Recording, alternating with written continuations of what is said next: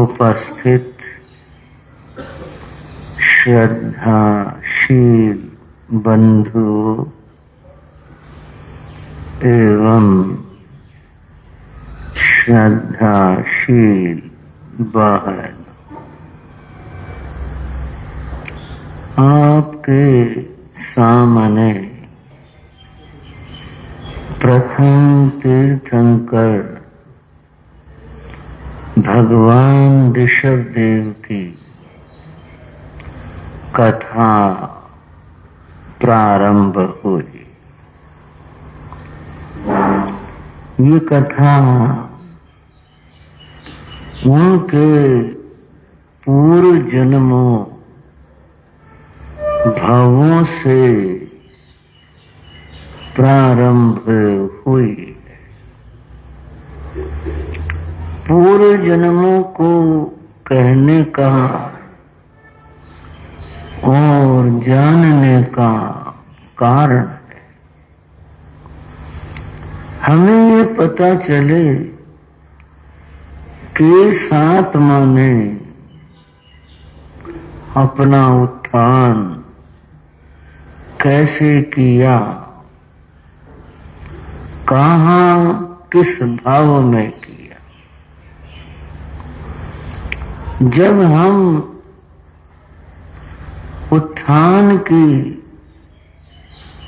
इस कथा को, रहस्य को जानने का प्रयास करते हैं तो फिर यात्रा पूर्व भवों से शुरू होती है। आपने सुना आपने एक सृष्टि की बात को, धन्ना शाली धन्ना सातवा की बात को। बंधुओं, धन्ना ने जीवन में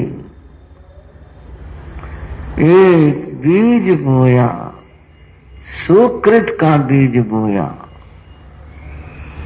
उसने दान दिया और वो जो बोया हुआ बीज है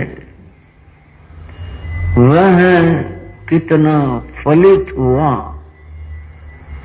और किस रूप में प्रकट हुआ, यह सब हम आगे कथा में समझेंगे। अभी मैं एक बात कहना चाहता हूं। धन्ना सातवाहन ने दान दिया। जैन धर्म में और अन्य धर्मों में भी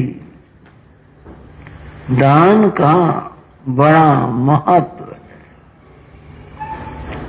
यहाँ तो मोक्ष की जब बात करते हैं तो शुरू ही यहां से करते हैं। दानशील तप और भावना सबसे पहले दान की बात कही गई। और बंधुओं, दान की चर्चा महत्ता तत्वों में भी आई, यहां भी आई। और जितने भी कथाएं हैं उनमें दान की बात अवश्य आती। आज मैं आपको दान के बारे में थोड़ी सी बात बताना चाहूंगा। ये जो देना है, ये जो दान है, ये 4 तरह का होता है। 4 तरह का कैसे और क्यों कर। सबसे पहले है भोजन, आहार का दान देना। और ये बात केवल साधु की दृष्टि से ही नहीं है, किसी को भी भूखे को देना दान है। साधु को दिया हुआ वो उत्कृष्ट रूप है। बंधु, ये पहला प्रकार है दान का, देने का। आहार के साथ में और चीजें, चाहे वो पेय पदार्थ हैं, चाहे वो खाद्य पदार्थ हैं, एक शब्द में उन सब को ले लिया गया। अब इससे हटकर एक और बात कही, वह है औषध दान। एक पहली बात आहार दान की है, दूसरी बात औषध दान की। आहार व्यक्ति की नित्य की अपेक्षा है और औषध विशेष अवस्था, रोग आदि कारणों में ग्रहण की जाती है। आहार का अपना महत्व है, पर औषध दान का भी बड़ा महत्व है। श्रावको, श्राविकाओ, इस बात का भी महत्व को समझ लो। औषध दान का, रोगी व्यक्ति को जब औषध दी जाती है, वो उसे ग्रहण करता है, उसको आराम मिलता है, शांति मिलती है, सुख मिलता है, चैन मिलता है। तो जैसे आहार की महत्ता है, अगर हम थोड़ा सा यूं कह लें, औषध की बात उससे भी आगे। इसलिए मैं प्रेरणा दूंगा कि जब भी कभी अवसर हो, प्रसंग हो, आपके सामने कोई ऐसी स्थिति आए, तो औषध का दान करना चाहिए, देना चाहिए। बंधुओं, अब एक प्रश्न है, ये दोनों बातें, आहार की भी, औषधि की भी, ये गृहस्थों के और श्रावकों के आचार है। साधु तो इनमें कहीं भी नहीं है। साधु को तो दिया जाता है। साधु तो खुद से किसी तरह का कुछ देना, करना, प्रसाद बांटना, कुछ और देना, साधु तो ये नहीं करता। तो दान की बात साधु तक कैसे आती है? बंधुओं, एक है ज्ञान दान। क्या है? ये भी दान है। जैसे ये जो अभी मैंने कहा, इनका संबंध शरीर से है और ज्ञान का संबंध है तो आत्मा से। ये दान साधु करता है, साधु ज्ञान बांटता है, साधु ज्ञान देता है। श्रावक प्रबुद्ध है, वो भी दे सकता, कोई भी दे सकता है, देते हैं लोग।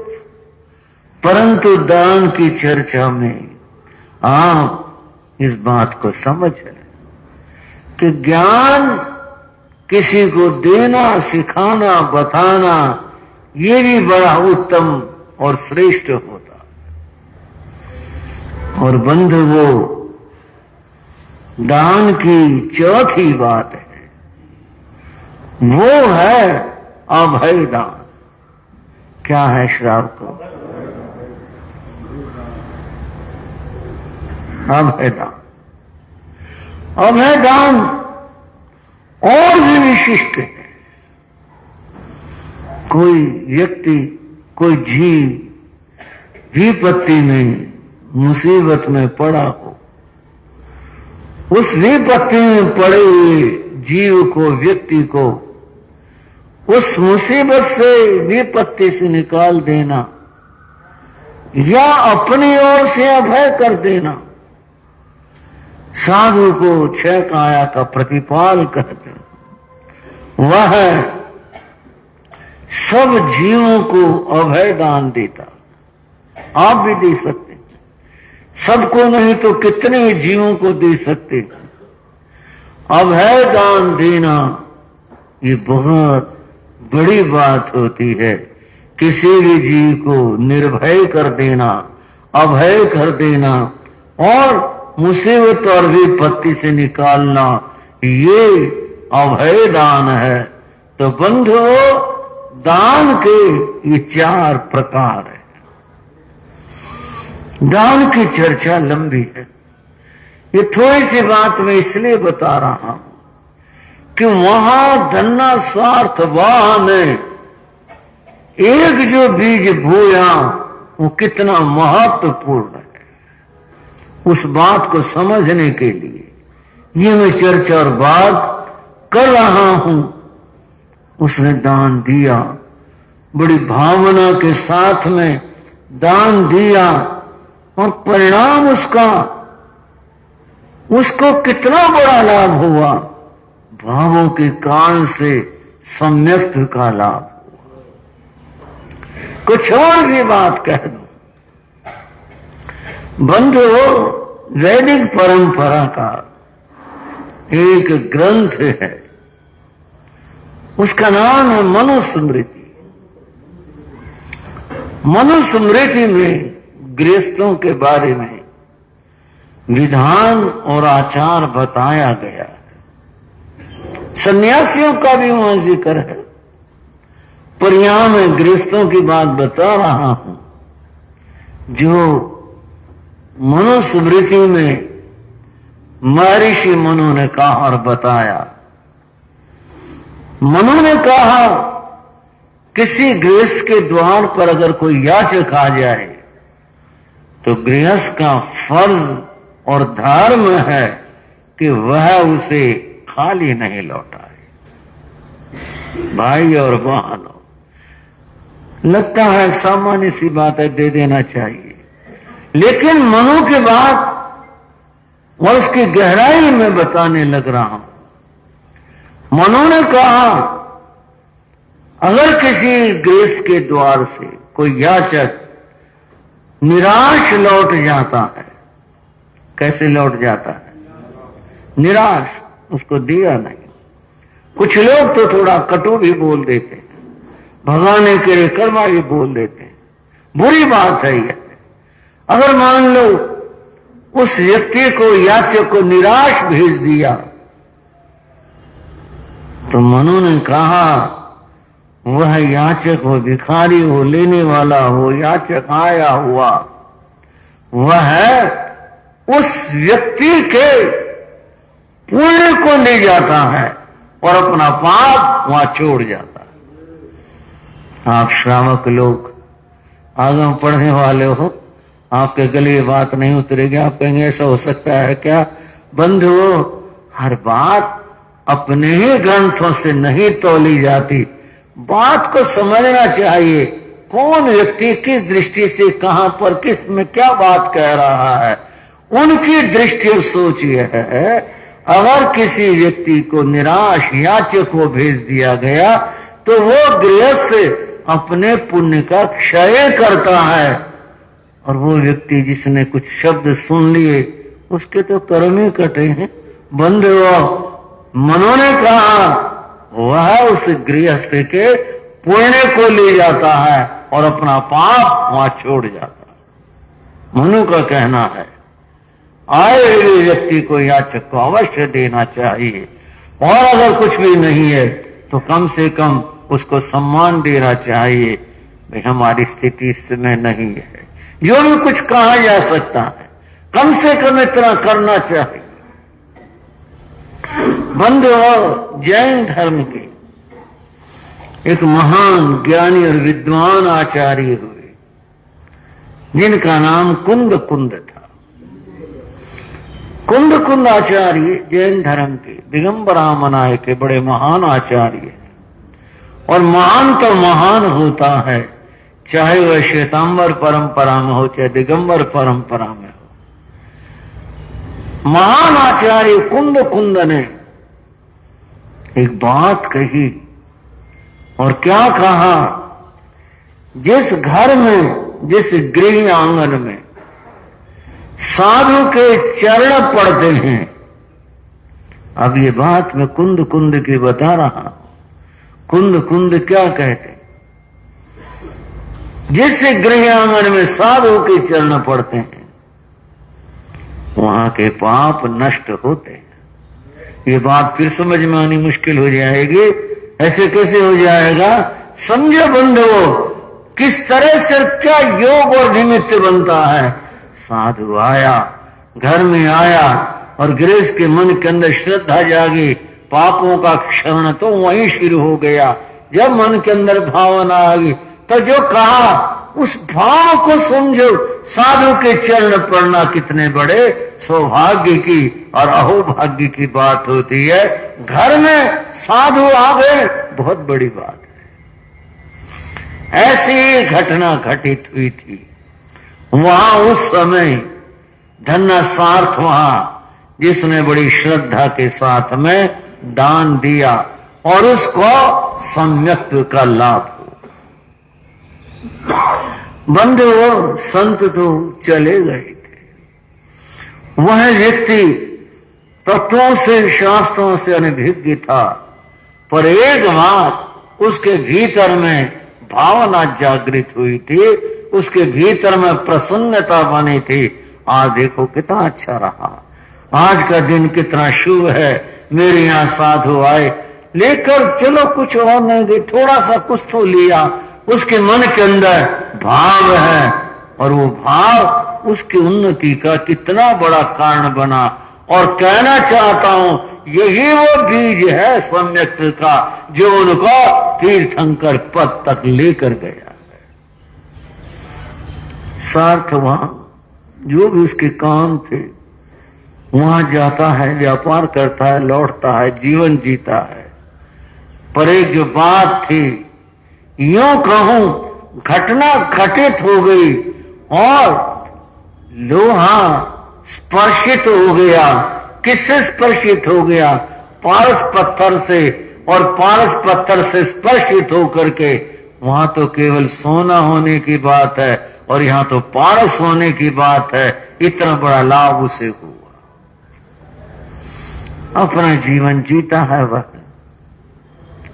अंतिम समय आता है, शेष जीवन भी उसका अच्छा और ठीक रहा, जिसे यूं कहें। और फिर जहां जन्म है तो मृत्यु भी होती है। ये तो स्वाभाविक है, सबके साथ लगा हुआ है, सभी के साथ ऐसा है। अंतिम समय आया, और फिर जब अंतिम समय आया, शुभ भावों से उसकी मृत्यु हुई। और बंधुओं, जो पूर्व में उसने कर्म बांधे हुए थे, उन कर्मों के योग से उसका जन्म मनुष्य के रूप में हुआ। अब ये कथा की बात है, तत्वों में तो सम्यक दृष्टि कहां तक जा सकता है, श्रावक की क्या गति होती है, वो चर्चाएं अलग हैं। कथा में यह बताया कि उत्तर कुरु के महावीर जी का क्षेत्र बंधु, उसके साथ उत्तर कुरु के बाद वहां पर उत्तर कुरु में युगलिया के रूप में उसका जन्म होता है। यहां जन्म जिया, ठीक है, भोग स्थान है, पूरा किया, और फिर यहां से जन्म हुआ। तीसरे जन्म पर आते हैं स्वधर्म देवलोक में, यानी पहले देवलोक में उनका जन्म हुआ। अब ये यात्रा चल रही है, वहां से वहां और वहां से वहां, उस देवलोक के अंदर इनका जन्म होता। देवायु भोगी। कुछ थोड़ी सी चर्चा इस तरह भी मैं कभी कभी कहा करता हूं, हमारी जो धारणाएं हैं वो कुछ पारंपरिक भी हैं। पारंपरिक कैसे? वो इस रूप में कि देवलोक भोग भूमि है, इसमें तो कोई एतराज की बात नहीं है भी ऐसा, लेकिन सारे देवता वो एक समान इसी तरह भोगों में डूबे रहते हो, ऐसा भी नहीं है। ऐसे भी देव हैं जो सम्यक्त होने के कारण से भाव रूप से धर्म में भी रमण करते हैं, तीर्थंकरों के दर्शन भी करते हैं और तीर्थंकर वाणी भी सुनते हैं। और आया शास्त्र में पोथरणम वाचित्वा, पुस्तक रत्न की वाचना करते हैं, ये भी आया है। तो बंधुओं, सब अपनी अपनी तरह से अपना अपना भूख, अपना अपना जीवन, अपना अपना जन्म पूरा करते हैं। धन्ना सातवां का जीव इस सौधर्म देवलोक में जो भी वहां था उसको भोगा पाया, लेकिन सम्यक्त भाव होने से अच्छे रूप में जन्म बीता। अब पुनः उनका चौथा जन्म मनुष्य के रूप में हुआ। यहां कुछ बात है कहने और बताने की। यहां से यात्रा और आगे ऊपर को चढ़ती, ऊपर को चलती है। पहले थोड़े से पात्रों को समझ लें किस किस तरह से और कैसे होते हैं।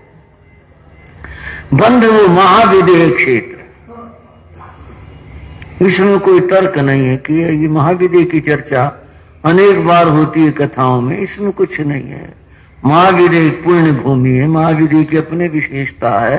जो भी पुण्यवान जीव हैं, होते तो सभी तरह के वहां पर भी हैं, लेकिन वहां चतुर्थ काल सदैव प्रवर्तित रहने के कारण से तीर्थंकरों के दर्शन आदि होते रहते हैं।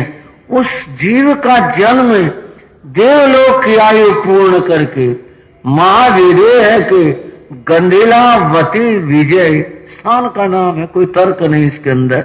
वहां पर एक नगर के अंदर होता है। वहां पर उस समय शतपल नाम के राजा राज्य करते थे। अब उत्तम स्थान पर जन्म की बात आई। गीता में एक बात कही गई, वो ये कही गई, श्री कृष्ण से पूछा गया, जिन साधकों की साधना पूर्ण नहीं होती, एक तो पूर्ण हो गई, पूर्ण होकर के हमारे यहाँ तो मोक्ष को प्राप्त कर लिया, वहां पर उसने किसी विशेष धाम को प्राप्त कर लिया, लेकिन जिसकी साधना पूर्ण नहीं होती वो कहां जाते हैं? तो गीता में उत्तर दिया कि ऐसे साधक जिनकी साधना, श्रावकों श्राविकाओं, समझने की बात है, जिनकी साधना पूर्ण नहीं होती वो कहां पर जाते हैं? तो उन्होंने कहा उनका जन्म वहां पर होता है श्रीमताम कुले, उन कुलों में जहां पर, उन घरों में जहां पर धर्म होता है, उनका जन्म वहां होता है। और उससे क्या होता है? उनको पुनः धर्म करने का, धर्माचरण का अवसर प्राप्त होता है। और फिर वे जहां से उन्होंने छोड़ा था, जन्म जहां पूरा हुआ था उनका, उससे आगे की यात्रा प्रारंभ कर देते हैं। कई बार चर्चा चलती है, बात होती है। एक बड़ा अच्छा प्रश्न एक हमारे युवा भाई ने किया कि ये क्या बात होती है कि साधु हो बन जाऊं, ये भाव कैसे जागृत होते हैं? तो श्री उत्तम पुरुषों ने, अमित मुनि जी ने कहा, पूर्व जन्म के संस्कार होते हैं। ये संस्कार कहां से? वो यही आते हैं, पूरे जन्म में जो किया हुआ है वो साथ लेकर आए हैं जीव, और वो जो संस्कार हैं वो यहाँ पे प्रेरित करते हैं, उस तरह का वातावरण बना देते हैं, उस तरह के वातावरण की स्थिति बन जाती है, और फिर जीव आगे की यात्रा शुरू कर देगा। बात क्या आई, निचोड़ क्या हुआ बात का? यह हुआ जिन साधकों की साधना पूर्ण नहीं हो पाती, वे साधक आगे उस स्थान पर जन्म लेते हैं जहां उन्हें दोबारा से पुनः धर्म प्राप्त हो जाता है।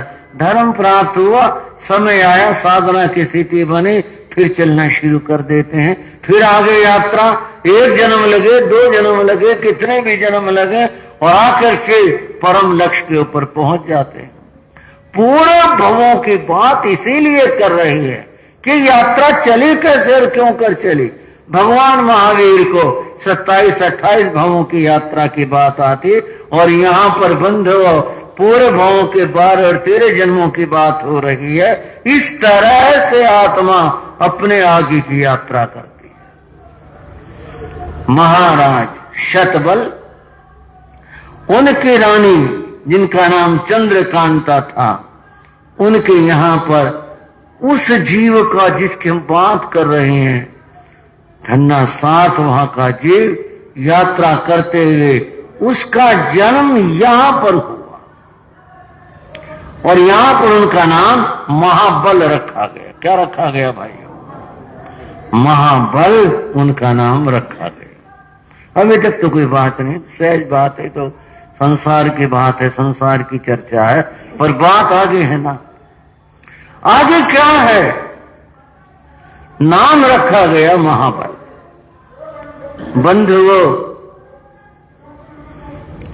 बंधुओं, जो उसके पिता शतबल थे, समय आया तो शतबल ने दीक्षा ले, और दीक्षा लेने से पूर्व उसने अपना राज्य अपने पुत्र को, युवा हो गए थे, योग्य हो गए थे, उनको सौंप दिया, महाबल को सौंप दिया। महाबल राजा हो गए। सुख, समृद्धि, ऐश्वर्य चारों ओर बिखरा पड़ा था। कुछ योग्य ऐसी स्थिति थी, राज्य में सुख शांति थी, ठीक था, कोई चिंता जैसी बात नहीं थी, वो भी सब ठीक चल रहा था। जब व्यक्ति के पास में अनुकूलताएं होती हैं तो उसका मस्तिष्क और उसकी सोच संसार की ओर ज्यादा जाने लगती है।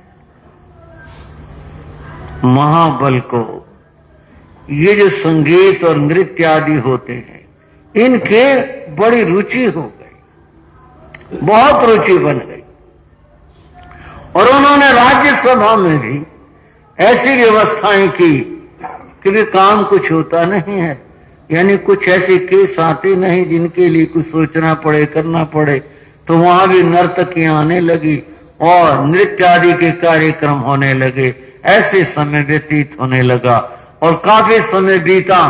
कितना समय बीता कुछ जिक्र नहीं, काफी समय इस तरह बीता। इस महाबल राजा का एक मंत्री था, उसका नाम सुबुद्धि था। सुबुद्धि एक धर्मात्मा व्यक्ति था, नाम सुबुद्धि है, वो था भी सुबुद्धि, श्रेष्ठ विचारों वाला व्यक्ति था। सुबुद्धि ये सब देख रहा था, तो उसके ये बात पसंद नहीं आई। सुबुद्धि ने कहा, महाराज अपना समय खोने लग रहे हैं। उसकी दृष्टि में था कि अपना समय खोने लग रहे हैं, नष्ट कर रहे हैं।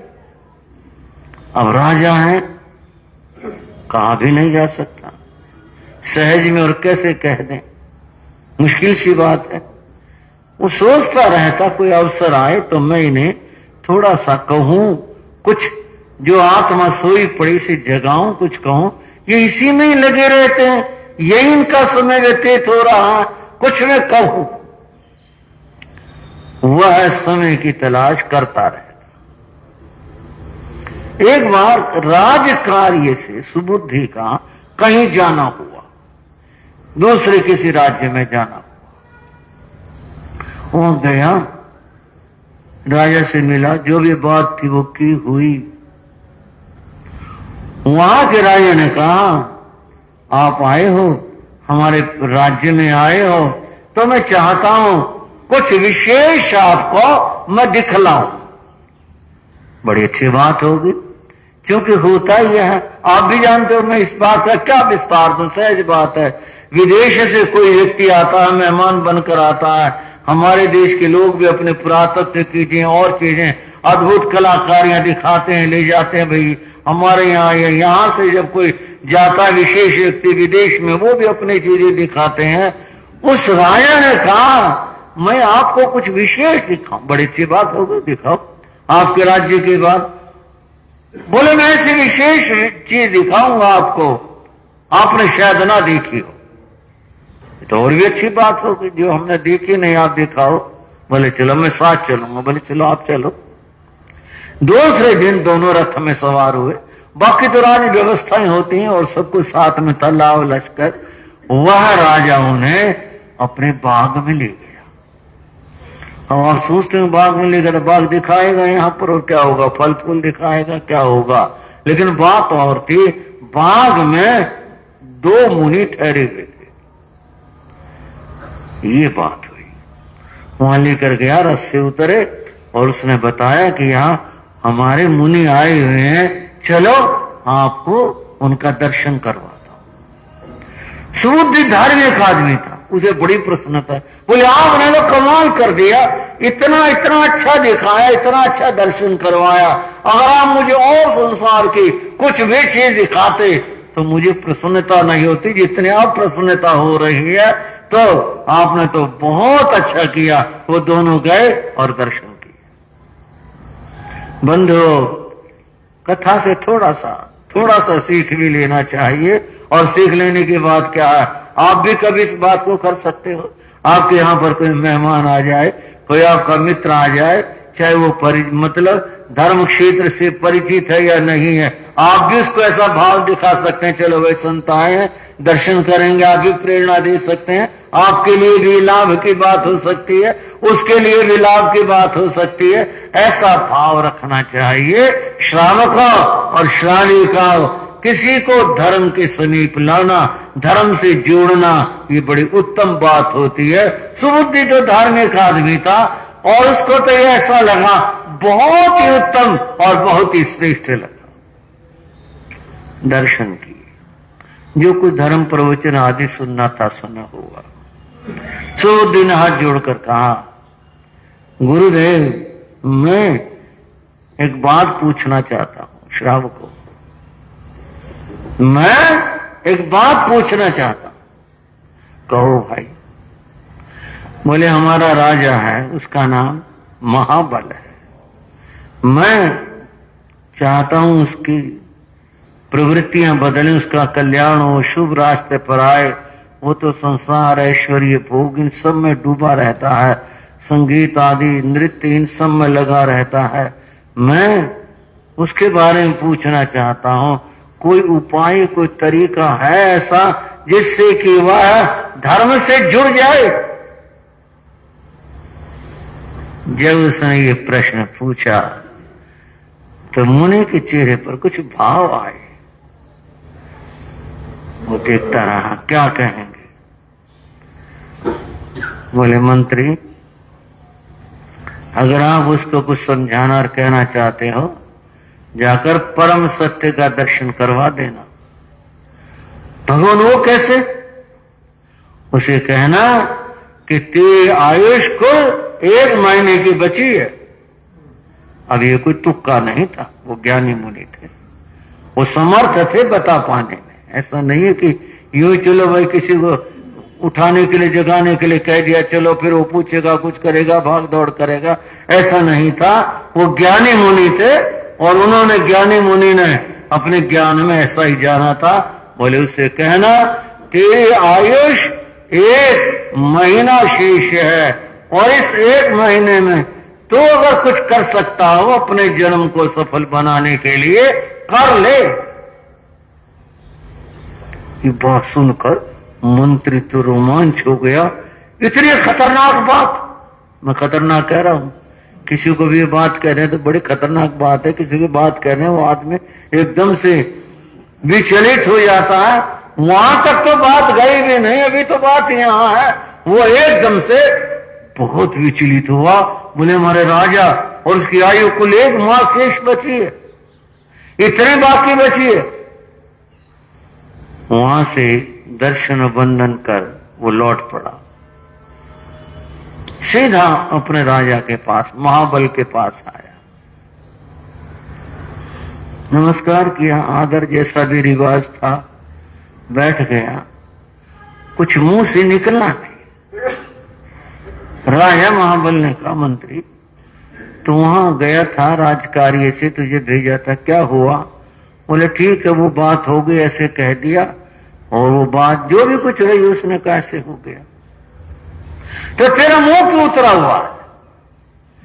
तो इस तरह से उदास मैंने कभी देखा नहीं तुझे, इस तरह से उदास। आज क्या बात है? तो बता रहा वहां भी ठीक हो गया सब कुछ। अगर यूं कहें वहां ठीक नहीं हुआ तो फिर तो बात ठीक है भी, चलो भी कुछ मामला गड़बड़ हो गया, खराब हो गया, वो कुछ हुआ नहीं, फिर क्या बात है? तेरा जो मुंह है उतरा क्यों है? तू उदास क्यों है? मैंने महाराज मैं कुछ कह नहीं सकता। कह नहीं सकता ये भी कह रहा है, और कुछ बात हुई है फिर, और तू कह नहीं सकता, बात कहो भाई। बोला मैं कह तो दूंगा, पर आपको पहले मुझे क्षमा दान देना पड़ेगा। तो ऐसा कोई अपराध हुआ है क्या? कोई बात हुई है क्या? बोले जी बात बड़ी बात है, क्षमा दान दो, वचन दो, क्षत्रिय हो आप तो पहले वचन दो, तब मैं बात बताऊंगा। बोले जाओ, अब है किया, और जो भी बात हो बता दो।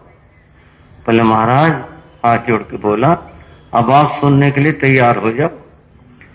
मुझे पूछ रहे हो, तेरा चेहरा ऐसा उदास है, क्या बात है? अभी उदासी आपको ट्रांसफर होगी, आपको बदले में जाएगी। बात क्या है? बोले मैं एक महान ज्ञानी संत के पास में गया था, वहां पर दो संत थे, मैं मिला था, दर्शन किए थे, मैंने आपके बारे में पूछा था। हमारे बारे में? हमारे बारे में क्या पूछा? बोले जी देखो मैं संकेत तो पहले भी करता रहा, आप तो इन सब में लगे हुए थे संसार के इसमें, मैंने तो आपके बारे में पूछा कि भी उनको कुछ धर्म की बात कैसे बताएं। मुनि बोले जाकर अपने राजा को कह देना, उसने अगर अपना जीवन सफल बनाना है तो वो कुछ धर्म उपाय कर ले, उसकी आयु कुल 1 महीना बची है। 1 महीना कुल? बोले हाँ।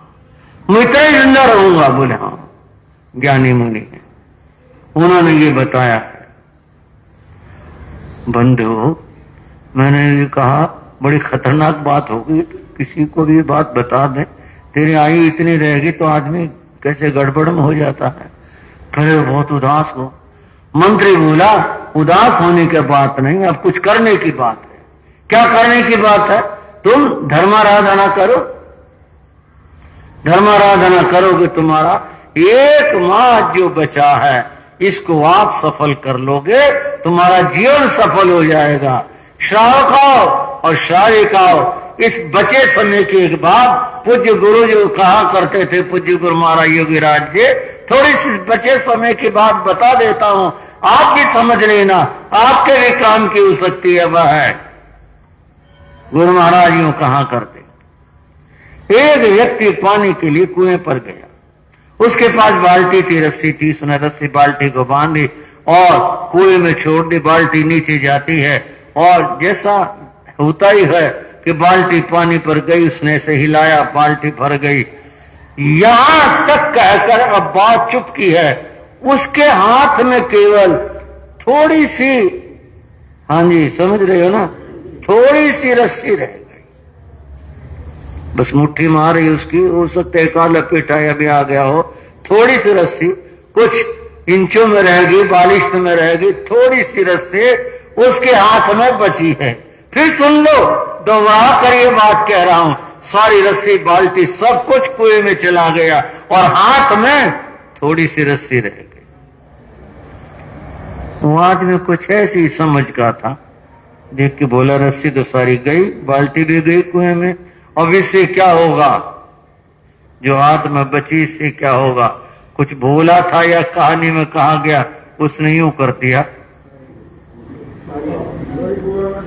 हो भी गई, बात खत्म हो गई। और यही घटना एक और आदमी के साथ में होती है। और कैसे होती है? उसके हाथ में रस्सी बची थी, उसने जोर से पकड़ ली कि ये ना चली जाए, जो गई है वो तो मैंने डाली है, छोड़ी है, गई है कुएं में, मेरे हाथ में इतनी ये नहीं जानी चाहिए। उसने जोर से पकड़े रखा और खींचना शुरू कर दिया खींचता रहा, रस्सी ऊपर आती, रस्सी के साथ बाल्टी आती, बाल्टी के साथ पानी आता रहा और ऊपर तक बंधु आ गई। बाल्टी उसने पकड़ ली और बाहर निकाल ली, पानी मिल गया, बाल्टी आ गई, रस्सी भी आ गई, सब कुछ आ गया। उस एक छोटी सी रस्सी के टुकड़े का ये चमत्कार हुआ, सब कुछ लौट आया और उसको उसने ढील दे दी, जिस आदमी ने उसको छोड़ दिया, उसका परिणाम हुआ सब कुछ चला गया। उस मंत्री ने कहा, महाराज जो चला गया वो चला गया, अब विश्वास करो संत की बात के ऊपर। हम तो चाहते हैं आप 1 मास क्यों, वर्ष क्यों, आप सदियों जिए, लेकिन अब ये बात तो देखनी पड़ेगी ना कि भाई सत्य क्या है। अब उन्होंने कहा है इस समय का उपयोग करो। महावीर की वाणी की कुछ पंक्ति, जाया बच्चे रगणी नैसा पड़ी नियत तई। जो जो दिन और जो जो रातें व्यतीत हो जाती हैं वो लौट करके नहीं आती। जाया बच्चे रहनी नैसा पड़ी नियत तई, वो लौट करके नहीं आती। ऐ धम्मं कुण मानस अफला जंती रायो, ऐ धर्म करने वालों के दिन रात, उनका समय, उनका जीवन अफला जंती, वो सब कुछ विफल हो जाते हैं, नष्ट हो जाते हैं। महावीर प्रभु ने इस बात को फिर दोबारा से समझाया, और कैसे समझाया, जाया वचई रहणी नैसा पड़ी आती, वो लौट कर नहीं आती। धम्मं च कुण मानस से, जो व्यक्ति धर्म की आराधना करते हैं, धम्मं च कुण, धर्म की आराधना करते हैं, सफला जंती राहियो, उनका जीवन, उनका समय, उनके दिनों रात सफल हो जाते हैं। अगर बुरा न मानो, मैं पूछ लूं इस बात को, आप अपने जीवन को, समय को, दिनों रातों को सफल बनाना चाहते हो या नहीं चाहते हो? सफल बनाना चाहते हो तो धर्म ध्यान की आराधना करो। ये महावीर प्रभु की वाणी है, उन्होंने फरमाया है, और गुरुओं की वाणी यह है, जो बचा हुआ है इसको बचा कर रख लो, नहीं तो ये भी हाथ से छूट गया, सब कुछ चला जाएगा। मंत्री ने कहा, महाराज अब आप इस समय का उपयोग करो। राजा घबरा गया था। राजा बोला, मैं क्या उपयोग कर सकता हूं? मंत्री ने कहा, ये बात तो आप किसी मुनि से पूछो, किसी साधु से पूछो, वो आपको बताएगा, उनसे आप ज्ञान लो क्या करना चाहिए। तब मंत्री भी और राजा भी किसी मुनि के पास में जाते हैं, वहां उनका उपदेश सुनते हैं। उपदेश सुन करके राजा को सत्य का बोध हुआ।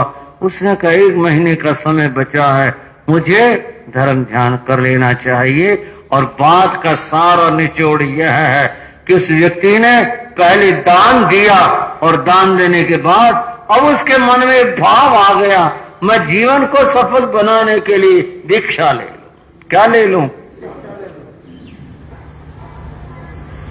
एक बात आपने पहले भी सुनी होगी, बीज बीज ही नहीं तरुवर भी है।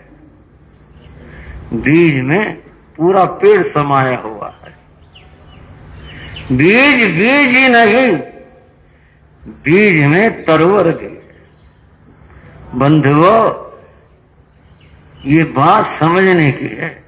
वो जो एक बीज सम्यक्त का वहां बोया गया था, अब वह फलित होना शुरू हुआ, अब वह बढ़ना शुरू हुआ और वृक्ष का रूप लेना शुरू हुआ। वहां से अब इस जन्म के अंदर, चतुर्थ जन्म के अंदर, अब बंधुओं दीक्षा की बात आ गई, और बात ही नहीं, उसने दीक्षा ले ली।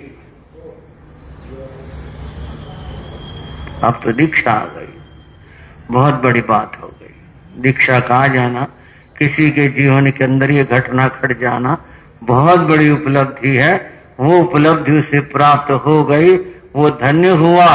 और बंधुओं, एक बात और यहां कहना चाहता हूं, सुबुद्धि नाम के उस मित्र ने अपनी मित्रता पूरी पूरी निभाई, इसे मित्र कहते हैं। ऐसी क्या बात? बात यह है, मित्र कौन होता है? और सच्चा मित्र किसे कहें, ये बात बड़ी समझने की होती है।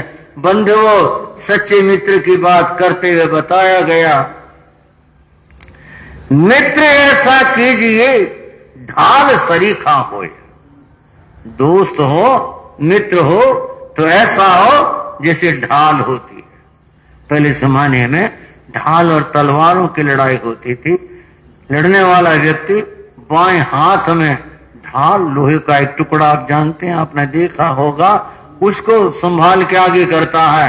तलवार दूसरे हाथ में लेता है, वार होता है तो ढाल को आगे कर देता है, तलवार और भाले के वारों को उसके ऊपर सहन करता है। तो मित्र भी ऐसा हो, विपत्ति जब आए तो अपने ऊपर सहन कर ले। और जब आगे बात कही गई, मित्र ऐसा कीजिए ढाल सरीखा हो, दुख में तो आगे रहे। किस में? दुख में तो आगे रहे, सुख में पीछे हो। ये लड़ाई नहीं होती, सब कुछ ठीक होता है तो व्यक्ति इसको रस्सी बांधकर कंधे पर पीछे लटका लेता है। अब सुख आ गया, अब पीछे है, और जब दुख था तो कहां? आगे। मित्र हो तो ऐसा हो जो अपने मित्र का भला करे, हम अपने मित्र का भला चाहे, ऐसा होना चाहिए बंधुओं। तो उस व्यक्ति ने ऐसा ही फर्ज निभाया, उसने अपने मित्र का वो भला किया, उसका जीवन सार्थक बना दिया। मित्र आप भी हैं, आपके भी अनेक मित्र हो सकते हैं, आप भी कितनों के मित्र हो सकते हैं। मित्रता केवल खाने पीने और इस तक ही नहीं होती, मित्रता वह होती है जिसमें किसी का साथ दिया जाए। और मित्र की बात बताई गई, मित्र वह है जो अपने मित्र का भला चाहे, उसकी बुराई को दूर करने का प्रयास करे, वो मित्र है। और कोई ये बात कहे, भाई हमें तो यार की यारी से मतलब है, हमें उसके ऐबों से क्या मतलब, वो मित्रता नहीं होती। मित्रता वह है जो अपने मित्र की बुराइयों को दूर कर दे। उस व्यक्ति ने, उस बुद्धि ने, मंत्री ने ऐसा ही कार्य किया। महाबल मुनि महाबल हो गए और फिर उन्होंने तप किया। अंतिम समय में संलेखना संथारा किया और संलेखना संथारा करके समाधि के साथ में मरण को प्राप्त किया। और इसके बाद में बंधुओं फिर पुनः देवलोक में जाकर के जन्म हुआ। वहां पर उनका नाम ललितांग होता है। अब इस भाव से आगे के भावों की चर्चा होनी है। ये जीव यात्रा करते हुए संयम आया, 1 महीने का आया, लेकिन इस 1 महीने के संयम ने उनका कितना उत्थान किया, ये चर्चा आगे समझने की होगी। और ऋषभ देव भगवान की कथा चल रही है। बंधुओं, ऋषभ प्रभु की कथा, प्रभु ऋषभ कथा को गाते प्रभु, बस प्रभु ऋषभ कथा को गाते हैं, प्रभु ऋषभ निज जीवन सफल बनाते हैं, निज जीवन सफल प्रभु ऋषभ कथा को गाते हैं, प्रभु ऋषभ कथा। ऋषभ कथा में बंधु, जैसा आप सभी परिचित हैं, अक्षय तृतीया को भगवान का पारना हुआ था, महान तप का पारना हुआ था। और वह अक्षय तृतीया का पर्व आपके यहाँ पर, आपके क्षेत्र के अंदर यहाँ पर आयोजित हो रहा है धर्म ध्यान के रूप में। आपने भाई बहनों ने जब तप की आराधना करनी है, और हमारी बहनों ने एक और उत्साह का भाव प्रस्तुत किया कि भगवान का हम जन्म कल्याणक भी सुनना चाहेंगे। तो जन्म कल्याणक घटित होगा तभी दीक्षा कल्याणक होगा।